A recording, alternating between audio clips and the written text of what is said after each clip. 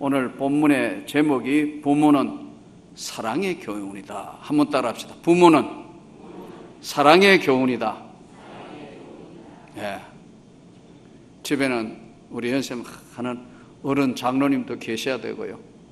연세 많은 우리 늘 기도하면서 교회를 위해서 참 어머니 같은 어른 권사님도 계셔야 되고요. 또요, 한참 일하는 우리 그야말로 힘 있는 젊은 권사님들, 안수 집사님들 있어야 되고요. 싱싱하게 받들고 있는 시무 장로님들도 계셔야 되고요. 청년도, 중등부, 고등부 다 있어야 되는 거예요. 이게 한 기관이 굴이 나고 없으면 이거 안 되는 거예요. 이게 균형이에요. 집안도 그렇고 교회도 그렇고 사회도 그렇습니다. 지금 우리 사회의 가장 큰 문제가 고령화 문제이지 않습니까? 젊은 사람은 없고 연세든 사람이 많다. 이건 결코 건강하지 않습니다. 저는 우리 교회가 훨씬 젊어지기를 바랍니다. 더 힘있고 젊어지고, 또 우리 지금 젊은 우리 집사님들이 상당히 많은데 우리 집사님들이 열심히 주님의 교회를 헌신하고 봉사하는 모습이 아름답습니다. 자, 오늘 부모는 사랑의 교훈이다 했는데, 최근에 친구 목사님이 저한테 자꾸 자랑을 해요. 이 목사님 이번에 손자를 낳았는데, 아 그래? 나보다도 4살이나 적어요. 근데 지금 벌써 손자 낳았다고 자랑하면서 뭘 하느냐면, 세상에 우리 손자가 1살인데, 1살 이제 돌 지냈는데 팔팔팔 기어다니는데 세상에 자기가 지금까지 제일 재밌는 장난감이래요. 자기한테는 세상에 최고 재밌는 장난감이라, 살아있는 장난감이라, 요렇게 재밌는지 몰랐대요. 이럴 줄 알았으면 일찍이 더 결혼을 시켰을 텐데 그러더라고요. 속으로 나도 조금 있으면 장난감 생길 텐데, 그런 생각을 해봤어요. 여러분, 부모는 자식하고 다릅니다. 그런데 부모와 자식이 공통점도 있고 부모와 자식이 다른 점이 있습니다.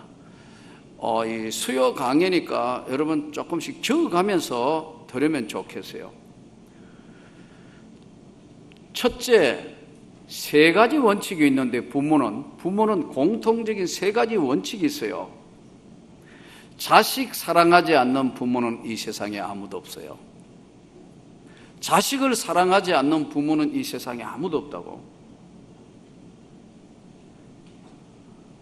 자식이 부모를 안 보려는 자식은 있을지 몰라도요, 자식을 안 보려는 부모는 거의 없어요. 부모인 자기가 잘못했기 때문에 자식 볼 면목이 없어 그렇지요. 나이 들수록 자식과 같이 살고 싶어하는 그것은 모든 부모의 공통점이라는 거예요. 여기서 자식 사랑하지 않는 부모는 없다. 첫 번째 원칙이에요. 부모는 다 자식을 사랑한다. 예전에 우리 어른들 말대로 10손가락을 물어서 안이 아픈 손가락이 없다. 아무리 자식이 많다 하더라도 자식 하나하나씩 다 사랑한다는 거죠. 두 번째, 자식 이기는 부모 없다. 자식한테 이길 수 있는 부모가 없어요. 그런데 착각해요. 어릴 때 키웠던 자식인 것처럼요, 자식도 결혼하고 독립하면요, 자식이 제일 무서운 존재예요. 아멘? 큰일 났네. 아멘? 자식을 결혼시키고 나면은 그 자식이 제일 두려운 상대라니까요. 근데요, 여러분, 자식을 이기는 부모가 없어요. 그런데 결혼시켜놓고도 자식한테 이길 거로 착각해요. 오늘 이 잠언서가 굉장한 중요한 말씀이에요. 자식 사랑하지 않는 부모 없고 자식 이기는 부모 없는데도 자식한테 이기는 것으로 착각해요. 나이 들수록요, 내 자식이지만 내 마음대로 되는 것이 아니고 내 자식이지만 내가 배워야 될 것이 있다고 생각하면 진짜 부모 된 거예요. 아멘? 이게 잠언서가 우리에게 오늘 가르쳐 주시는 중요한 내용들이에요. 세 번째, 자식을 기대하지 않는 부모는 없다. 제가 아무리 잘못되고 그만한다 하더라도 다음에 잘 되겠지, 다 잘 되겠지, 잘 되겠지. 부모는 모두가 자식에 거는 기대를 안 하는 부모는 없다. 자식 사랑하지 않는 부모 없다. 자식 이기는 부모 없다. 자식에 기대하지 않는 부모는 없다. 이것이 부모의 세 가지 공통 분모적인 원칙입니다. 자, 그러면 다른 점이 뭐냐는 거예요. 다른 점이 뭐냐면 부모는 희생하지만 자식은 부모를 위해서 꼭 희생한다는 생각이 없습니다. 그걸 알아야 이제 자식이 두려운 상대라는 걸 알게 되는 겁니다.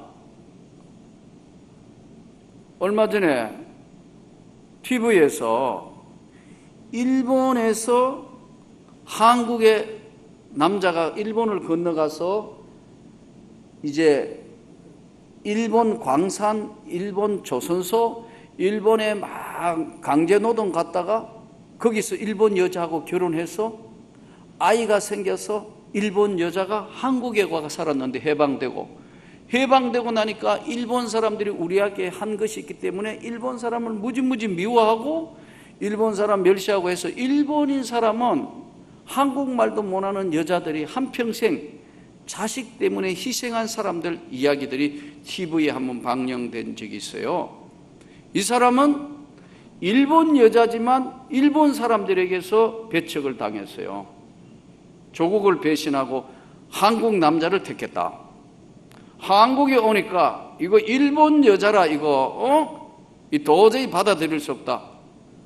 조국은 일본인데 살기는 한국에 살고 한국에 살다가 다시 일본에 갔는데도요 두 나라 어디도 반기지 않는 사람이에요.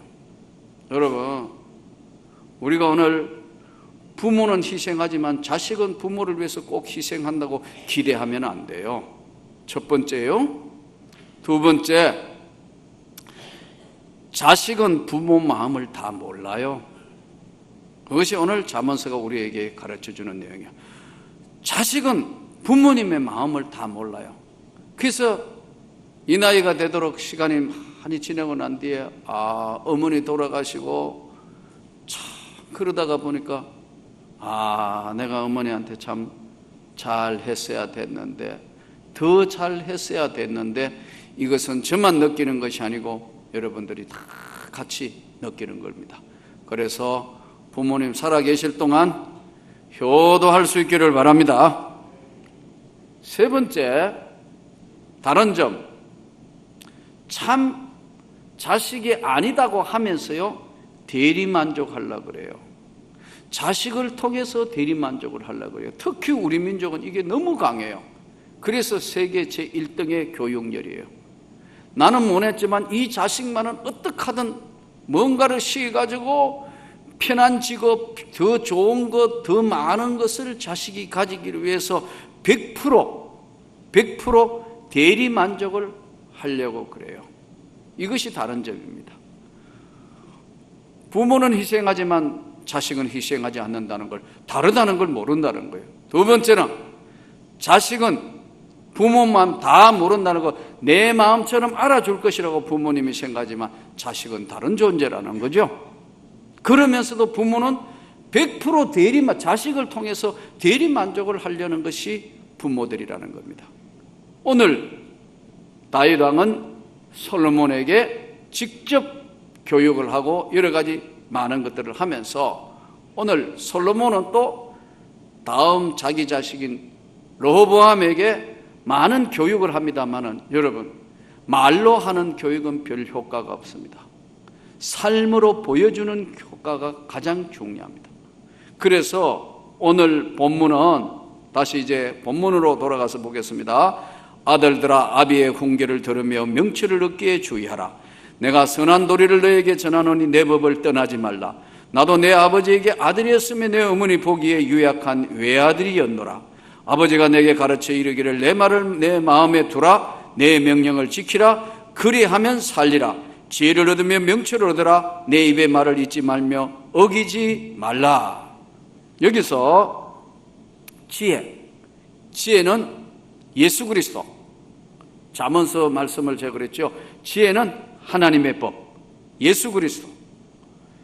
지혜를 다음 세 가지로 명령을 하는데, 지혜를 얻으라, 지혜를 구해라, 지혜를 간직해라. 자, 한번 따라 합시다. 지혜를 얻으라, 지혜를 구하라, 지혜를 간직하라.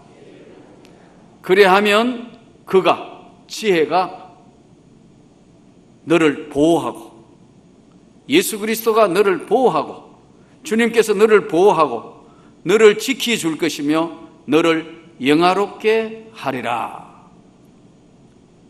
할렐루야.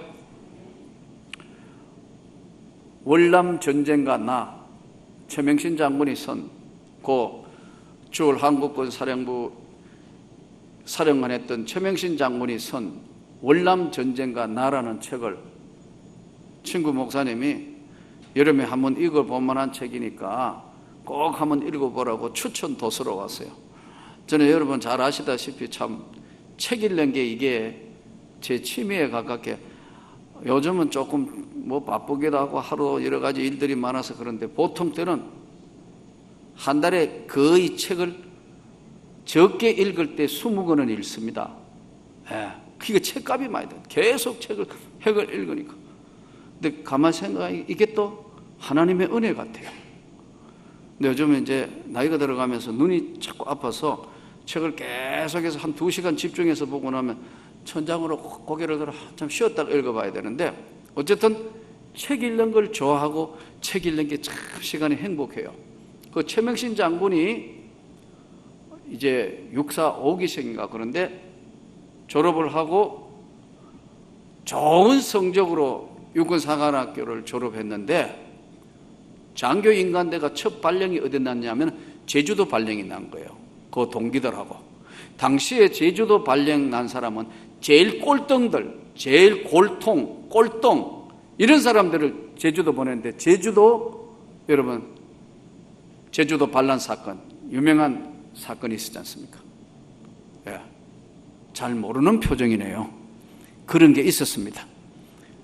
제주 4.3 반란 사건.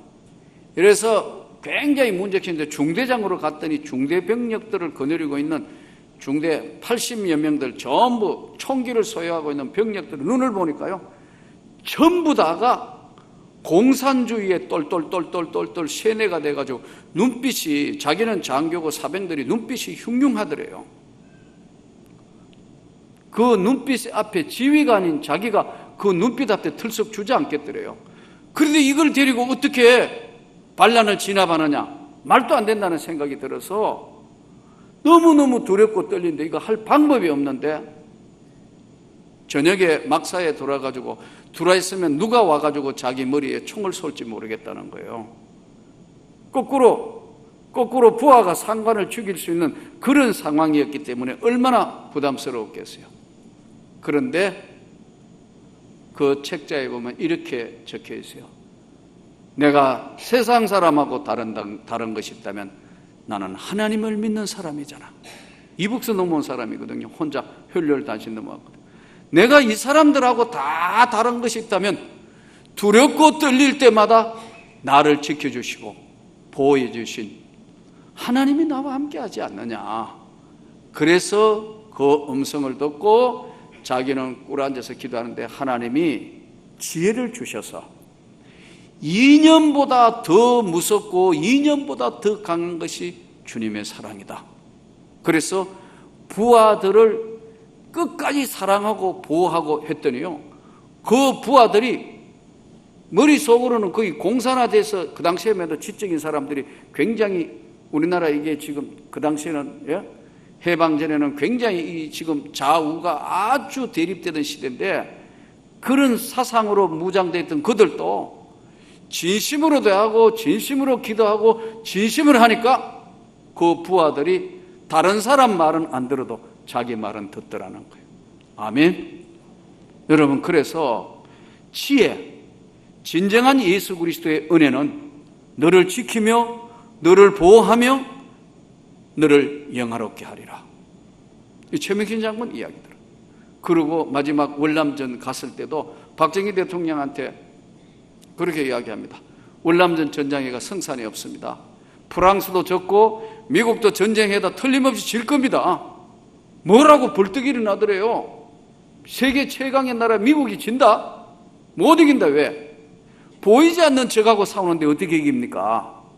눈에 보이는 전선이 있으면 올라가고 내려가고 하지만 호치민 때문에 집니다. 왜냐하면 월남에 넘어와 있는 사람들도 전부 호치민 씨를 더, 여러분, 저 북쪽에 있는 공산당 호치민을 더 존경하고 따르는데 어떻게 이기겠냐고. 그러더니 박정희 대통령이 가만히 있더래요. 각각. 그래서 나는 파병하는 거 반대합니다. 가지 않으면 안 되고 가야 되는데 어떻게 한단 말이냐. 묘수를 발표했대. 이기지는 못해도 비기기는 할 겁니다. 이러니까 어떻게? 이래 된 거예요. 왜냐하면 저들이 지형, 지물 모든 걸 다 이용하면 우리도 게리라전으로 오기 때문에 우리도 그걸 연구해 가면 이기지는 못해도 비기기는 할 겁니다. 최명신 장군 이야기입니다. 그래서 동시에 우리가 전쟁에 안 갈 수 없기 때문에 미국 2사단, 7사단을 빼가지고 월남전에 빼버리면 북한 김일성이가 내려올지 모르기 때문에 할 수 없이 한국군이 가긴 가야 되는데 가서 지지 않고 비기는 것만 하더라도 최고 잘하는 거다. 그래서 여러분, 최명신 장군이 그때 벌써 그런 지혜와 명철은 하나님께 기도해가 알았다는 거예요. 아멘. 대단한 사람이에요. 대단한 사람. 예. 북한에서 예수 믿고 넘어왔는데 열심히 이 장군이 열심히 기도하며 하나님 앞에 지혜를 구한 거예요. 읽어볼수록 야, 대단한 사람이다. 그러면서 그때 두 가지를 이야기했다는 거예요. 조국에 자주 국방하는데 미국이 소총 대주고 M1 소총, 무슨 소총 전부 화기를 한국군에게 지급했기 때문에 조국이 제일 빠른 시간 내에 자주 국방에 그 힘을 기를 수 있고, 두 번째는 그 경제력이 조국의 근대화를 가져오는데 각하 앞장설 수 있는 변화가 올 겁니다. 정확하게 진단. 그 누가 주신 지혜냐? 하나님이 주신 지혜라는 거예요. 그 책에 그렇게 써 있어요. 놀랍지 않습니까, 여러분? 지혜는 너를 지키고 너를 보호하고 너를 영화롭게 하리라. 이것이 하나님이 주시는 지혜라는 겁니다. 내 아들아, 지혜가 제일이니 지혜를 얻어라. 오늘 이 7절이 중심절인데, 내 아들아, 지혜가 제일이니 지혜를 얻어라. 지혜가 이 세상에 그 어떤 것보다 제일 중요하니까 지혜를 얻어라.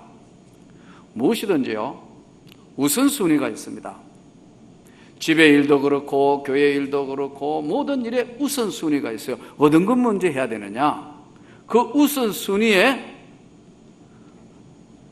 마태복음 6장 24절은 정확하게 이렇게 정리했어요. 너희가 하나님과 재물을 겸하여 섬길 수는 없다. 딱 이렇게 정리해놨어요. 너희가 하나님과 재물을 겸하여 섬길 수는 없다. 제일 중요한 것은 사랑이라. 하나님 사랑, 이웃 사랑. 그래서 성경은 이 세상의 지혜가 제일 중요한 것이다. 이 지혜, 나는 여러분과 저에게 충만하기를 원합니다. 아브라함이 가장 힘들고 어려울 때 창세기 22장에 보면 100세에 낳은 자식을 바치라고 하나님 명령할 때 순종하는 모습 보십시오. 이것은 하나님이 주신 지혜를 잘 알기 때문에 하나님 앞에 절대 순종하면 하나님은 더 좋은 것을 주신다는 것을 아브라함 생애를 통해서 아브라함은 이미 터득되어 알고 있기 때문에 그렇게 나올 수 있는 겁니다. 에스더가 모르드게에게 편지를 쓰면서 오늘 내가 왕 앞에 나아가려니 죽으면 죽으리다. 그랬더니 하나님께서 왕의 마음을 바꾸게 하시는 하나님. 오늘도 이 세상에 그 어떤 것보다 지혜가 가장 소중한 시대에 우리가 산다는 것을 깨닫고 하나님 앞에 지혜 충만하기를 원합니다. 요즘 군대 구타 사건, 윤일병 사건 때문에 나라가 시끄럽습니다. 군대 구타를 해서 사병이 죽었기 때문에요. 근데 제가 계속 뉴스 나오는 걸 이렇게 들으면서 참 도대체 이게 무슨 얘기가 이런 것인가. 오래전에 정말 군 생활을 한 내 입장에서 이렇게 가만히 들어보니까 1974년도에 군대 생활을 했는데 가만히 돌아보니까 40년 가까이 40년 전 얘기인데 그때 두들겨 패고 때리고 하던 군대 아직도 이렇게 됐냐, 그런 생각이 첫째 들고요. 두 번째, 왜 이런 문제가 생겨서 사병들이 이렇게 많은 그런 문제들을, 군대에 여러 가지 문제가 나와 있느냐. 지금 우리 사회의 문제를 여러분 가만히 한번 진단해 보세요. 유병헌 씨 세월호 사건, 지금 관피하니, 철피하니, 무슨 피하니, 이러다가 보니까 전신만신 피하야. 그렇죠? 무슨 피하 생기고 나면 그 다음에 뭐 하죠? 특별위원회 만드는 게 우리나라. 웬 특별위원회가 그렇게 많아? 무슨 위원회 다 있는데도 여러분 왜 안 바뀌죠? 사람이 안 바뀌어 그렇습니다. 제도와 법을 사형 아니라 더한 걸 시킨다 해도 그렇다고 바뀔까요?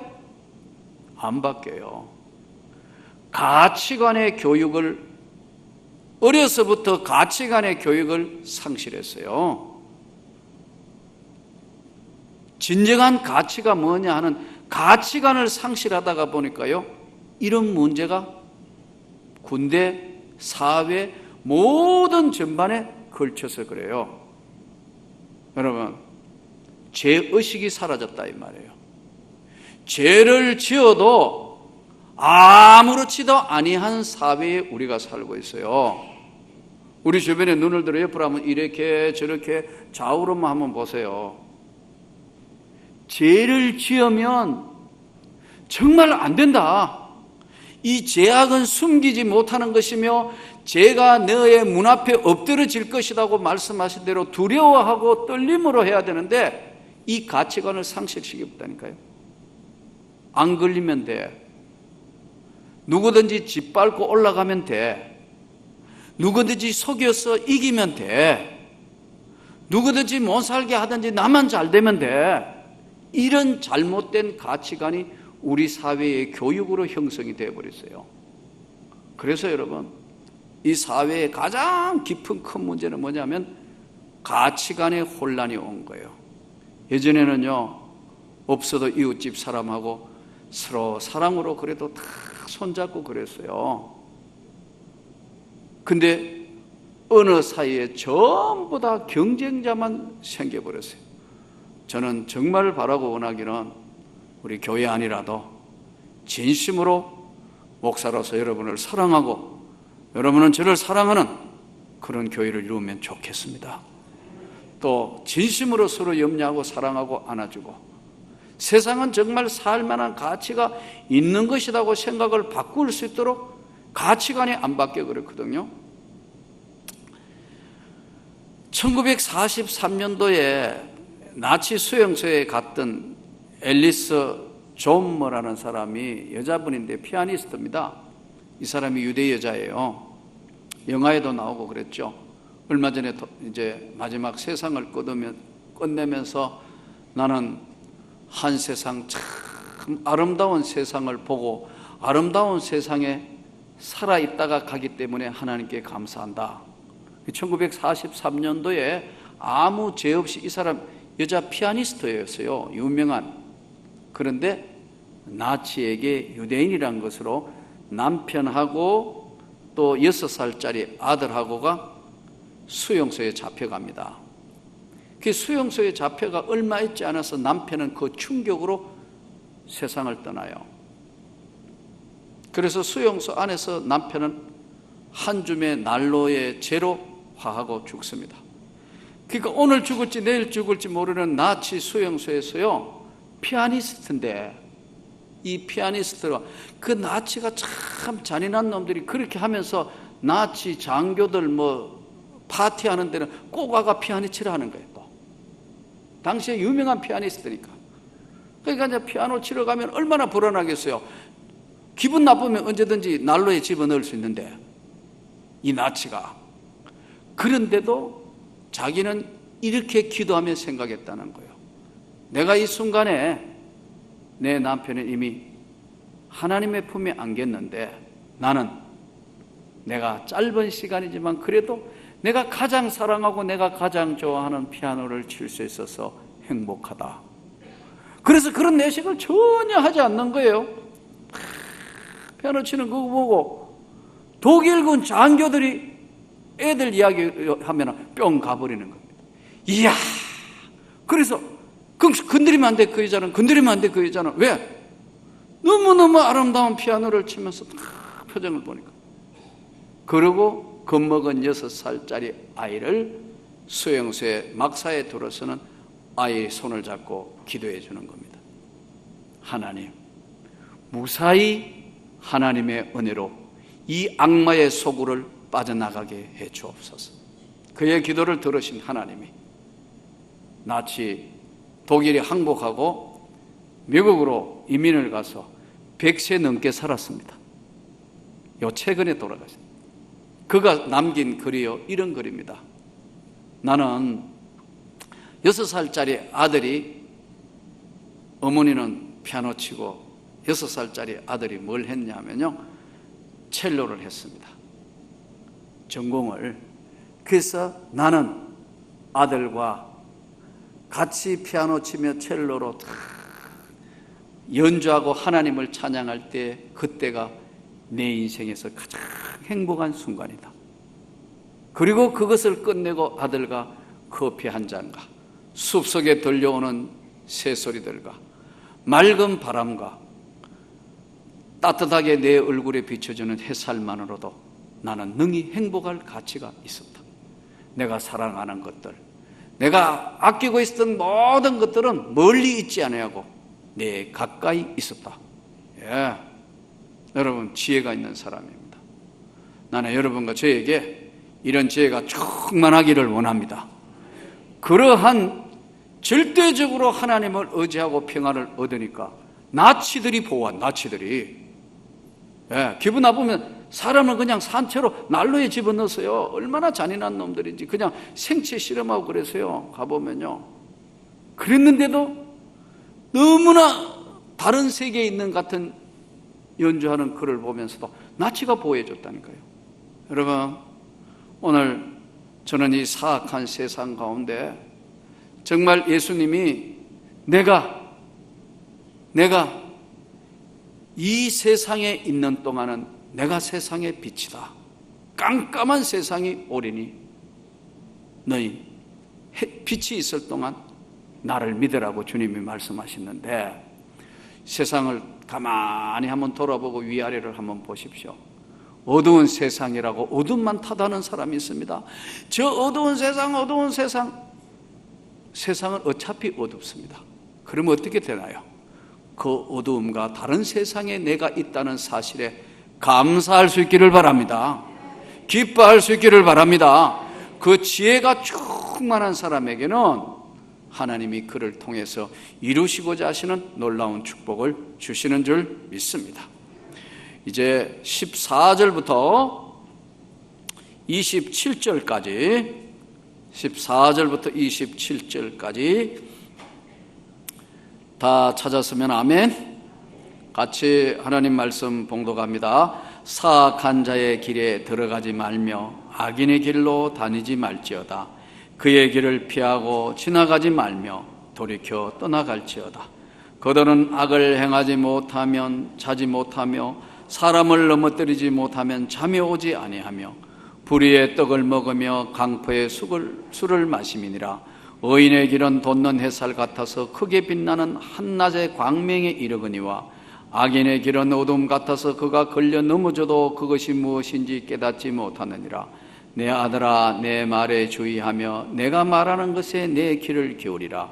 그것을 내 눈에서 떠나게 하지 말며 내 마음 속에 지키라. 그것을 얻는 자에게 생명이 되며 그의 온 육체의 건강이 됨이니라. 모든 지킬 만한 것 중에 더욱 내 마음을 지키라. 생명의 근원이 이에서 남이니라. 구부러진 말을 내 입에서 버리며 비뚤어진 말을 내 입술에서 멀리하라. 내 눈은 바라보며 내 눈꺼풀은 내 앞을 곧게 살펴 내 발이 행할 길을 평탄하게 하며 내 모든 길을 든든히 하라. 좌로나 우로나 치우치지 말고 내 발을 악에서 떠나게 하라. 아멘. 오늘 이제 14절부터 27절의 내용들을 좀 분석을 해보면요, 죄는 멀리해라. 죄와 적당한 거리를 유지하는 것이 아니고 죄는 너가 할 수 있는 대로 멀리해라. 피하고 죄악이나 죄 문제는 멀리해라. 멀리. 아멘. 악한 자의 행함과 악한 자로부터 너는 멀리해라. 두 번째, 죄의 길에 다니지 말라. 사람이 살다가 보면 잘못하면 동참죄 지을 수 있습니다. 여러분 조심해야 합니다. 특히 사람 비방하는 것이나 뭘 비방할 때 맞아 그 하나님이 기뻐하시지 않는다는 겁니다. 그 다음에 죄악은 멀리하고 죄와 같이 다니지, 함께 다니지 말라. 그러면서 깨달아라. 죄가 얼마나 무서운 것인지 깨달아라. 죄는요, 영혼의 암과 똑같은 겁니다. 우리가 왜 죄 짓느냐 하면 영혼의 병이 들면 죄를 짓습니다. 그리고도 죄 지은 건지도 본인은 모르는 겁니다. 하나님 앞에 사악한 죄악에 들어가지 말라. 그러면서 오늘 잠언서 이제 오늘 말씀의 부모는 사랑의 교훈의 마지막 제일 강조점이 뭐냐면 너의 마음을 지키라. 이 세상에 태어난 모든 사람들은 한 번은 다 죽습니다. 그런데 영화로운 죽음이 있는가 하면 그야말로 이제 육신의 눈으로 볼 때는 많은 사람들, 문상객들이 오고 환히 오고 대단한 것 같지만 조문객들이 지나가고 난 뒤에 그 영혼은 무서운 세계로 끌려가게 되어 있다는 겁니다. 그러므로 오늘 우리는 너는 이 세상의 사람들이 죽음을 통하여 보물 때 너는 그 죽음이 담담하게 받아들여질 수 있도록 너의 마음을 하나님을 향해라. 아멘. 너의 마음을 하나님을 향하라. 자, 그러면 마음이라는 것이 뭘까요? 마음을 지켜라. 마음은 영혼이 머물고 있는 것입니다. 마음이 육신으로 다 이거 해보면 이게 뭐죠? 이게 뭐예요? 아니지, 양쪽 짚으면 되지. 이게 뭐죠? 심장, 펄떡. 이 밑에 뭐 있죠? 움직이는, 숨쉬게 하는 거. 폐. 그 밑에 뭐 있죠? 간. 그 밑에 뭐 있죠? 위. 그 밑에 뭐 있죠? 썰개. 그 밑에 뭐 있죠? 소장. 그 밑에 뭐 있죠? 대장. 그 여기 양쪽 뒤편에 들어가 있는 게 뭐죠? 신장. 오줌 걸리는 거. 그 밑에 뭐 있죠? 전립선. 그 밑에 뭐죠? 쉬 나오는 거죠. 이 안에 내용 껍데기 이거 차례대로 그럼 위로 올라가 봅시다. 그럼 내용물은 다 이야기하고 위로 올라가 봅시다. 여기 있는 건 뭐 있죠? 편두, 예, 갑상선 이야기하는 거. 이게 갑상선 항진증 뭐 많이 그러잖아요. 이거 이렇게 해가지고 동맥이 올라간대. 경동맥을 통해서 올라간. 이 뭐죠? 뇌, 사령부, 머리, 이 밑으로는 아까 쉬 나오는 거 밑에는 뭐 다리 아닙니까? 발, 손. 그러면 장기, 생리학적 장기로 볼 때 영혼이 어디 들어있어요? 예?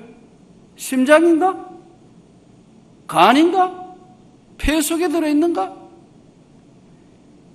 여러분, 마음은 영혼이 머물고 있는 것이 마음이거든요. 그래서 생명이라는 거, 르아흐한 거는 하나님이 주신 영혼, 생명이 된지라. 하나님이 우리에게 영혼을, 생명을 불어넣으셨다는 거예요. 생명.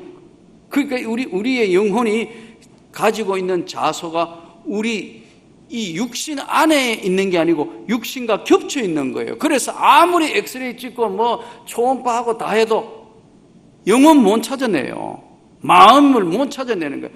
그런데 이상하게요, 마음의 상처 받아요, 안 받아요? 오여전대 마음의 상처 받죠? 받으면 어떡하죠? 울잖아요, 마음에. 또 감동돼도 어떻게 해요? 울잖아요, 마음이 감동됐기 때문에. 그러니까 인간은요, 동물하고 다른 겁니다. 기계가 울 수가 없죠. 제가 여러 차례 말씀드렸잖아요. 사자가 괴롭다고 절벽에서 뛰내렸다는 이야기 난 들어본 적이 없어요. 예. 말이 드디어 풀을 뜯어먹고 물이 목말라가 풀 뜯어먹고 있다. 에이 못 살겠다 해가 절벽에서 말이 다 단체로 뛰내렸다는 이야기 들어본 적이 없어요. 그런데 인간만 할 수 있어요. 왜요? 인간은 영혼이라는 것이 존재하고 있다. 나는 이 영혼이 성령이 충만하기를 원합니다. 하나님의 성령이 충만할 때는 이 영혼이 하나님의 은혜를 입어서 하나님의 말씀과 하나님의 은혜로 사는데 움직이는 겁니다. 반대로요, 우리 마음 속에, 영혼에 죄악이 우리를 지배하기 시작하면 얼굴이 시커매면서 눈이 돌아가는 겁니다. 그래서 성경에는 가론 유다에게 사단이 들어가니라. 지금도 들락날락 한다니까요. 조심하시기 바랍니다. 그래서 우리 마음을 지켜야 돼요. 무릇 지킬 만한 것 중에 네 마음을 지켜라. 아멘. 그래서 이 세상에 가장 중요한 것, 마음은 영혼의 본산이고 성령의 전이고 하나님의 영광의 자소가 마음입니다. 무릇 지킬 만한 것 중에 너의 마음을 지켜라. 죄악은 멀리 멀리 해라. 함께 죄와 다니지 마라. 그리고 너가 이야기하는 그 지혜, 하나님의 은혜, 예수 그리스도가 너를 지키고 보호하고 인도할 것이다. 오늘 이 말씀을 깊이 명심하면서 이 마음이 항상 성령의 전이 되어서 영광의 기쁨을 하나님과 교통하며 기쁨을 누리는 저와 여러분의 충만한 성령의 은혜와 영혼의 충만한 역사가 있기를 주 예수 이름으로 축원합니다.